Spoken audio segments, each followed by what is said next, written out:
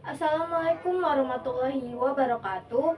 Perkenalkan, saya Hairunisa Salsabila. Di sini saya akan menerangkan materi bab 5 yang berjudul Konektivitas antar ruang dan waktu dari mata pelajaran Project IPAS kelas 10 TI 1. Materi yang akan dibahas adalah yang pertama, aspek ruang dan waktu.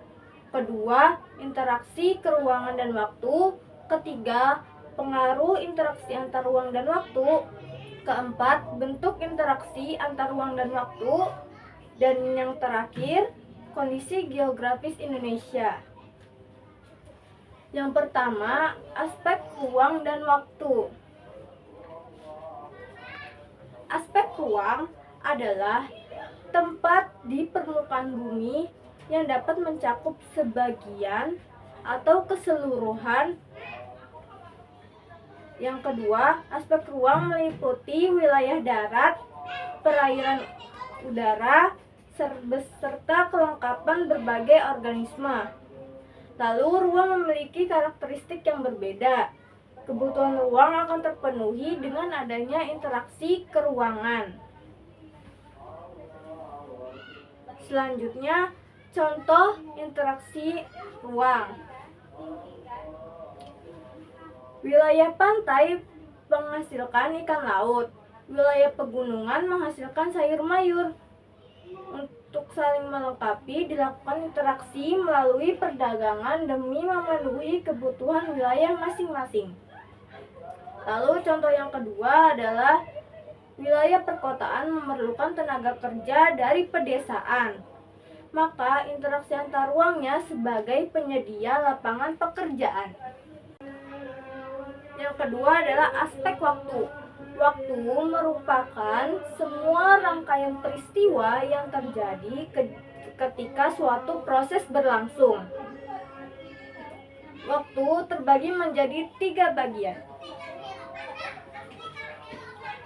Yang pertama ada waktu lampau. Waktu lampau terjadi di masa lalu atau sudah terjadi dan tidak dapat diulang, hanya dapat dikenang dan dijadikan pembelajaran. Yang kedua, waktu sekarang atau waktu kini. Waktu saat kegiatan sedang berlangsung atau terjadi. Memanfaatkan waktu sebaik mungkin untuk meningkatkan produktivitas. Yang ketiga, waktu yang akan datang. Waktu yang belum terjadi dan perlu direncanakan agar kegiatan berjalan dengan baik dan lancar. Materi yang kedua yaitu interaksi keruangan dan waktu.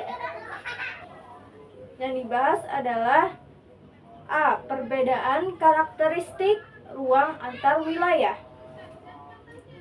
Wilayah dataran rendah cocok untuk peternakan dan juga pertanian, seperti ternak sapi, terus kambing, ayam, itik, dan bertani padi. Lalu wilayah pegunungan cocok untuk lahan pertanian dengan komoditas perkebunan, seperti kebun teh dan kopi. Lalu yang kedua atau B, syarat interaksi keruangan. 1. Ada komplementari. Komplementari atau saling melengkapi antar wilayah untuk memenuhi kebutuhannya. Yang kedua, interning opportunity atau kesempatan antara.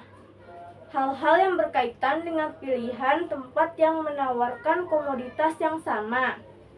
Yang ketiga, transferability, kemudahan perpindahan barang atau orang. Lalu, faktor-faktor yang memengaruhi transferability yaitu yang pertama, infrastruktur transportasi. Keberadaan fasilitas jalan raya, pelabuhan, dan bandara pada suatu wilayah akan menyebabkan interaksi keruangan berjalan semakin efektif. Yang kedua, infrastruktur jaringan komunikasi serta hadirnya telepon dan internet seolah mendapatkan jarak dan waktu. Selanjutnya materi yang ketiga yang akan dibahas ialah pengaruh interaksi keruangan dan waktu. A. Perkembangan pusat perdagangan dan produksi lokal. 1. Pusat perdagangan transaksi pertukaran komoditas dalam dunia perdagangan. Suatu wilayah berkembang menjadi pusat ekonomi. Contohnya pusat grosir eceran di Tanah Abang. Yang kedua, produksi lokal. Konsep penghubungan ekonomi dengan menggali kekuatan lokal untuk pusat produksi lokal dilakukan dengan mobilitas sumber data, kapasitas, dan keterampilan dalam mencapai pembangunan ekonomi daerah yang berkualitas dan berkelanjutan. Contohnya pusat produksi batik di Laweyan, Surakarta. Lalu B. Perkembangan sarana dan prasarana. Fasilitas yang memadai dapat memperlancar interaksi dan mengakomodasi peningkatan mobilitas produk. Lalu C. Perubahan penggunaan lahan. Interaksi keruangan menuntut alih fungsi sebagai tempat pusat perdagangan, infrastruktur transportasi, jaringan komunikasi, dan tempat umum penduduknya. Lalu D. Perubahan orientasi pekerjaan. Masyarakat meninggalkan kegiatan agraris dan beranggapan bahwa pekerjaan di sektor jasa lebih modern. Lalu E. Perubahan sosial. Perubahan sosial akibat interaksi keruangan merupakan bentuk upaya memudahkan seseorang untuk memenuhi kehidupannya. Dampaknya 1. Terjadi forum kerjasama antar wilayah, dan 2. Akulturasi budaya. Selanjutnya yang akan dibahas ialah bentuk interaksi antar ruang, yaitu A. Perpindahan penduduk atau migrasi. Migrasi adalah perpindahan penduduk dari satu tempat ke tempat lain dengan tujuan menetap. Jenis migrasi itu ada 8, yaitu yang pertama jenis migrasi dari luar negeri ke dalam negeri. Yang kedua, emigrasi dari dalam negeri ke luar negeri. Yang ketiga, urbanisasi dari desa ke kota secara permanen. Yang keempat, ruralisasi dari kota kembali ke desa. Yang kelima, transmigrasi, penduduk baru pulau dalam satu negara bersifat menetap. Yang keenam, evakuasi karena ada bencana alam, masalah, atau konflik. Yang ketujuh, sirkulasi untuk keperluan pekerjaan atau lainnya yang mengharuskan menginap. Yang kedelapan, komunitas dari desa ke kota yang bersifat tidak pada hari yang sama. Lalu B. Ada komunikasi, merupakan bentuk interaksi antar ruang yang melibatkan pertukaran ide atau gagasan. Contohnya, 1. Siaran televisi yang menyiarkan kejadian aktual di wilayah. Yang kedua, WhatsApp merupakan jaringan dunia maya yang saling berhubungan di dunia dan di internet. Yang ketiga, streaming. Streaming memudahkan seseorang menyaksikan kejadian di dunia. Yang keempat, marketplace, tempat yang merupakan bertemunya antara penjual dan pembeli. Lalu C. Transportasi. 1. Perdagangan internasional, meliputi ekspor dan impor. Yang kedua, pengiriman komoditas perdagangan melalui transportasi darat, laut, dan udara dari suatu tempat ke daerah lain menggunakan jasa antar barang.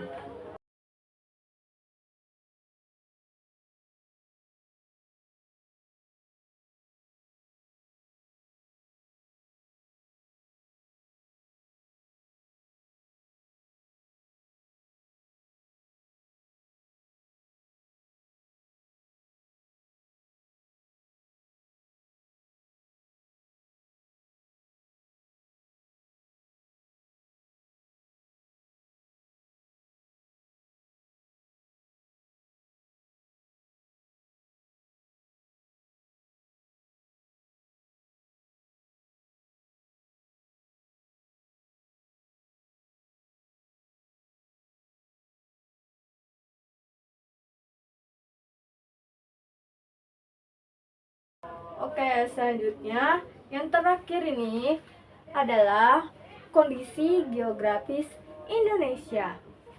Kondisi geografis Indonesia itu kita pertama bahas tentang luas wilayah Indonesia. Yang pertama itu ada lautan. Lautan dengan luas 3,25 juta kilometer persegi. Lalu ada yang kedua daratan 2,1 juta kilometer persegi. Lalu ada ZEE yaitu 2,55 juta kilometer persegi. Lalu ada total dari jumlah semuanya itu adalah 7,81 juta kilometer persegi dari Sabang sampai Merauke. Jumlah pulaunya ada 17.500.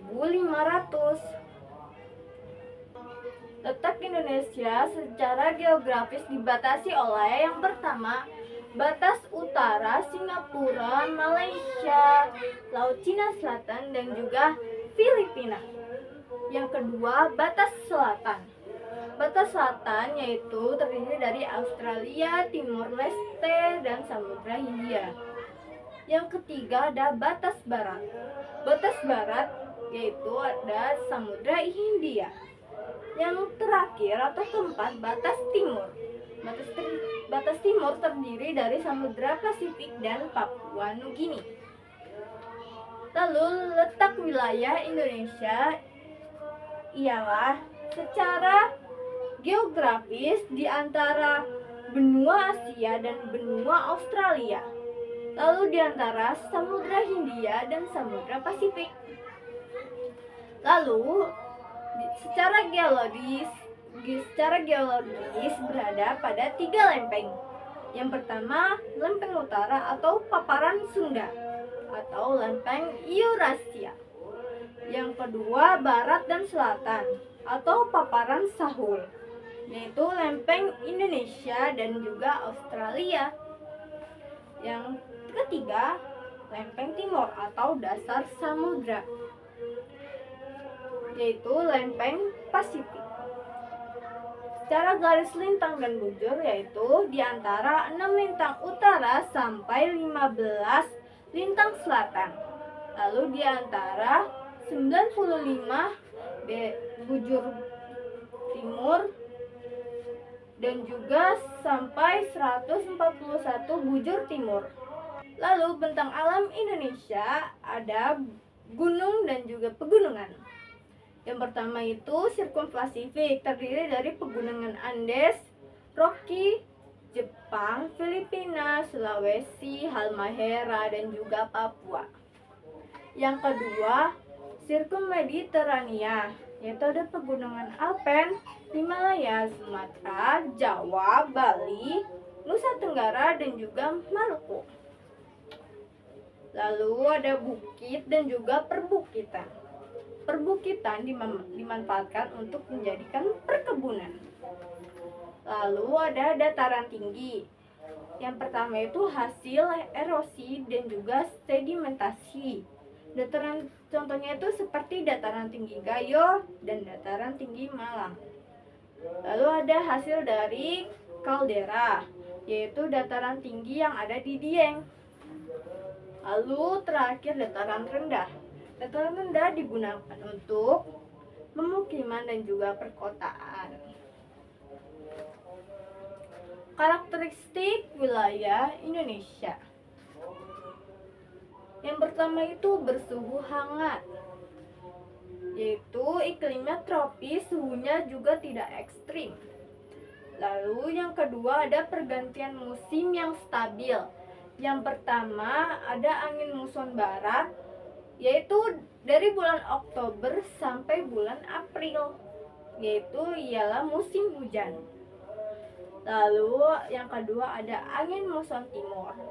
Angin muson timur itu dari bulan Mei sampai bulan September, yaitu cuaca kemarau.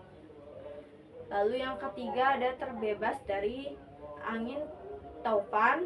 Lalu ada kelembapan udara tinggi. Sekian penjelasan dari saya. Mohon maaf apabila ada banyak kesalahan kata. Wassalamualaikum warahmatullahi wabarakatuh.